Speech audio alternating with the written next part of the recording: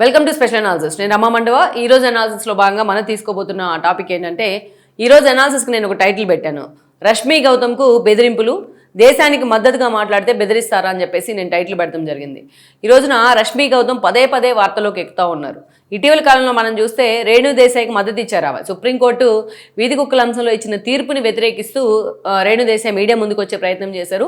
సోమాజీ కూడా press club వేదికగా press meet పెడితే ఆమెకు మద్దతుగా రష్మీ గౌతమ్ కూడా ప్రెస్ మీట్లో పాల్గొన్నారు. తన వాయిస్ ఏంటి, వీధి కుక్కల పట్ల తనకు ఎంత ప్రేమ ఉంది అనేది ఆవిడ చెప్పి తన ఆ తీర్పుని సవాల్ చేస్తుంటే పోయిండేది రేణు దేశాయ్. కానీ ఒక ప్రెస్ మీట్ కండక్ట్ చేసేటప్పుడు ఎంతో సమయంతో ఎంతో ఓర్పుతో ఉండాలి. కానీ ఆవిడ అక్కడ క్వశ్చన్లు అడిగితే వాళ్ళ మీద రివర్స్ అటాక్ చేయడం, రివర్స్ అవ్వడం, వాళ్ళ మీద అగ్రెసివ్గా వెళ్లే ప్రయత్నం చేయడం. సో మొత్తానికైతే ఆ గందరగోళం జరిగింది కొంత ఆ ప్రెస్ మీట్లో. అయితే అక్కడ అటు క్వశ్చన్స్ అడిగే రిపోర్టర్స్తో పాటు ఇటు రేణు దేశాయ్ని కూడా కొంత కన్విన్స్ చేయడం కానీ, తాము అనుకున్న విషయాన్ని, సుప్రీంకోర్టు తీర్పును వ్యతిరేకిస్తున్నామన్న విషయాన్ని సూటిగా చెప్పే ప్రయత్నం చేయడం కానీ చాలా బ్యాలెన్స్ చేసింది ఆ సిచ్యువేషన్ని రష్మి ఆ రోజున. అప్పుడే చాలా మంది రేణు దేశాయ్తో కంపేర్ చేస్తూ రష్మిని కూడా చాలా మంది పొగడతం కూడా జరిగింది. అయితే అది అయిపోయిన కొద్ది రోజులకే ఇంకొక ఇష్యూ తెర మీదకి వచ్చింది. ఇజ్రాయెల్ అండ్ అమెరికా సంయుక్త ఆపరేషన్లో ఏదైతే ఇరాన్ అధ్యక్షుడు మరణించారు, అలీ ఖొమైనీ. సో ఈ క్రమంలోనే ఆయన మరణించిన తర్వాత ఆయనకు మద్దతుదారులు చాలామంది ఆయన హత్యని నిరసిస్తూ ఇండియాలో ర్యాలీలు తీశారు. జమ్మూ కాశ్మీర్ మొదలుకొని యూపీ దాకా, అదేవిధంగా ఢిల్లీ మొదలుకొని హైదరాబాద్ దాకా ఆయన మద్దతుదారులు ర్యాలీ తీసే ప్రయత్నం చేశారు. ఈవెన్ ఇండస్ట్రీలకు అతీతంగా ఎవరు దీని మీద చాలామంది స్పందించకపోయినా సరే, శివాజీ లాంటి చిన్న నటుడు దీని మీద స్పందించారు, దీన్ని ఖండించారు కూడా ఆయన. అయితే రష్మీ గౌతమ్ కూడా ఈ అంశం మీద స్పందించింది, చాలా సీరియస్గా స్పందించింది ఆవిడే. మోడీ గారు ఇలాంటి వాళ్ళందరినీ తీసుకెళ్ళి వాళ్ళ దేశంలో వదిలిపెట్టరండి అంటూ కూడా ఆవిడ మాట్లాడడం జరిగింది. ఆవిడ ఇరాన్లో మహిళల మీద, బాలికల మీద ఉన్న ఆంక్షలు కూడా ప్రస్తావించారు. అక్కడ స్వేచ్ఛ ఉండదు మహిళలకు కానీ బాలికలకు కానీ, అలాంటి స్వేచ్ఛ లేని కట్టుబాట్ల మధ్య జీవించే దేశం అది. అలాంటి దేశాధినేత అక్కడ చనిపోతే, యుద్ధంలో మరణిస్తే ఆయనకు మద్దతుగా ప్రజాస్వామ్యం ఉన్న ఇండియాలో మీరు ర్యాలీలు తీస్తారా అని చెప్పేసి ఆవిడ క్వశ్చన్ చేయడం కూడా జరిగింది. చాలామందిని, ర్యాలీలు తీసిన వాళ్ళందరినీ కూడా చెడమడకు అడిగిపారేశాడు తన ట్వీట్లో.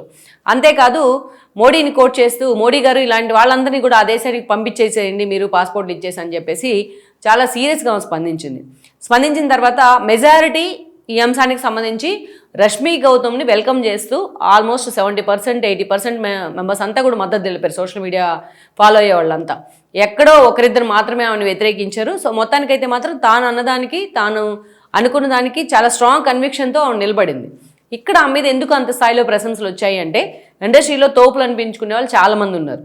దట్టు ఎక్కడ తాము బహిరంగంగా తాము మాట్లాడుకున్నాన్ని మాట్లాడితే తమకు అవకాశాలు రావు, తమకు అవకాశాల్లో వెనకబడిపోతాము రేస్లో అన్న భయంతో చాలామంది ఇలాంటి ఇష్యూల మీద మాట్లాడరు. సోషల్ కన్సర్న్ ఉంది అని మైకులు విరగకూడదమే కానీ, బట్ ఇష్యూ వచ్చినప్పుడు మాట్లాడే వాళ్ళు చాలా తక్కువ మంది ఉంటారు. అది కూడా ఇంత స్ట్రాంగ్ కన్విక్షన్తో మాట్లాడమంటే అందరికీ ధైర్యం ఉండదు. కానీ ఆ మొనాటిని బ్రేక్ చేసింది రష్మి. ఎంతమంది ఎవ్వరికి లేని ధైర్య సాహసాలను ఆమె చూపించింది. ఒక చిన్న నటి అయ్యుండి, ఒక యాంకర్ అయ్యుండి ఆ స్థాయిలో మాట్లాడడానికి ఆవిడకి ఎంత ధైర్యం కావాలి, నిజంగానే సాహసం కావాలి. సో ఆ సాహసాన్ని ముందు స్పందించే ఎలా స్పందించింది అనేది మనం పక్కన పెడితే, నిజంగా అలాంటి ఇష్యూ మీద ఆవిడ స్పందించడాన్ని మాత్రం సోషల్ మీడియా కాదు సమాజం కూడా యాక్సెప్ట్ చేసింది, రష్మిని వెల్కమ్ చేసింది ఈ ఇష్యూలో. అందుకే ఆవిడకి వన్ సైడ్ గా అప్లాజ్ దొరికింది. అయితే ఈ ఇష్యూ తర్వాత రష్మిని చాలా తీవ్ర స్థాయిలో బెదిరిస్తా ఉన్నారు సోషల్ మీడియా వేదికగా చాలా మంది. ఆవిడ ఉద్దేశించి గతంలో ఆవిడ చేసిన వీడియోస్ కానీ, ఆవిడ చేసిన ప్రోగ్రామ్స్ ఉద్దేశించి, ఆవిడ మొన్న చేసిన ట్వీట్స్, ఇన్స్టాలో స్పందిస్తున్న విధానాలు, వీటన్నిటికి సంబంధించి చాలా దారుణంగా ఆవిడ ట్రోల్ చేసే ప్రయత్నం చేస్తా ఉన్నారు. ఆ కింద కామెంట్స్ మనం చూస్తే చాలా దారుణంగా బూతులు తిడతా ఉన్నారు. ఎందుకు, ఎవరు బూతులు తిడతా ఉంటారు? వాళ్ళ పేరు ఎక్కడ పెడతాం ఇష్టం లేని వాళ్ళు బూతులు తిడతా ఉంటారు. మనం అనుకున్న విషయాన్ని, మనం ఏదైనా చెప్పదలుచుకున్న అంశాన్ని బూతులు లేకుండా కూడా స్పష్టంగా సూటిగా చెప్పొచ్చు. ఎలాగైతే రష్మి చెప్పిందో రష్మీ గౌతమ్, అలాగే మీరు కూడా అంతే అందంగా చెప్పొచ్చు దాన్ని. సూటిగా సుత్తి లేకుండా తను అనుకున్న విషయాన్ని ఎక్కడ బూత్ పదం వాడకుండానో, ఎక్కడ ఆమె ఒక కాంట్రవర్సీ స్టేట్మెంట్, కాంట్రవర్సీ వర్డ్ వాడకుండానో చెప్పింది. మీరు కూడా రష్మితో విభేదించాలనుకున్నా అంతే స్థాయిలో అదే లాంగ్వేజ్తో చెప్పొచ్చు. కానీ చాలా దారుణమైన లాంగ్వేజ్తో ఆమె ట్రోల్ చేసే ప్రయత్నం చేస్తూ ఉన్నారు. చాలా దారుణమైన లాంగ్వేజ్తో ఆమె గురించి బూతులు పెడతా ఉన్నారు. ఈ బూతుల భాష ఎందుకు, ఈ లేఖి భాష ఎందుకు? మంచిగా రష్మీ గౌతమ్ని మీరు సమర్థించవచ్చు, సమర్థించే వాళ్ళు వెల్కమ్ చేస్తూ ఉన్నారు, కాదు వ్యతిరేకించవచ్చు. ఇండివిజువల్ అభిప్రాయాలు చాలా మందికి ఉంటాయి. వాటి డయాస్ మీద పంచుకునే అవకాశం ఉంది, అవకాశం ఉన్నా చాలా మంది పంచుకోరు. కానీ ఆవిడంత ధైర్యంగా మాట్లాడినందుకు ఆవిడకి అప్లాజ్ వస్తూ ఉంది. దీన్ని ఓర్చుకోవాలని కొంతమంది సోషల్ మీడియా వెధవులు నిజంగానే ఈరోజు ఆవిడని చాలా దారుణంగా బూతులతో ట్రోల్ చేస్తున్న పరిస్థితి అయితే ఉంది. దీన్ని ప్రతి ఒక్కరూ ఖండించాలి. మన దేశంలో ఉంటూ ఇక్కడ పుట్టి ఇక్కడ పెరిగి ఇక్కడ నివసిస్తూ దేశాన్ని అవమానించేలాగా ప్రవర్తిస్తూ ఉంటే వాళ్ళని రష్మి ఖండిస్తే ఆవిడ ఈ రోజు బూతులతో నా మీద దాడి చేసే ప్రయత్నం చేస్తూ ఉన్నారు. ఇంకోసారి ఇలాంటి ఇష్యూ వచ్చినప్పుడు ఇలా స్పందించడానికి కూడా భయపడే విధంగా చేస్తూ ఉన్నారనమాట. దీన్ని ఎక్కడికక్కడ సిస్టమైన ప్రభుత్వ సిస్టమైన పోలీస్ సిస్టమైన దీన్ని ఎక్కడికక్కడ కంట్రోల్ చేయాల్సిన అవసరం ఉంది. సోషల్ మీడియాని కంట్రోల్లో పెట్టాల్సిన అవసరం అయితే ఎంతైనా ఉంది.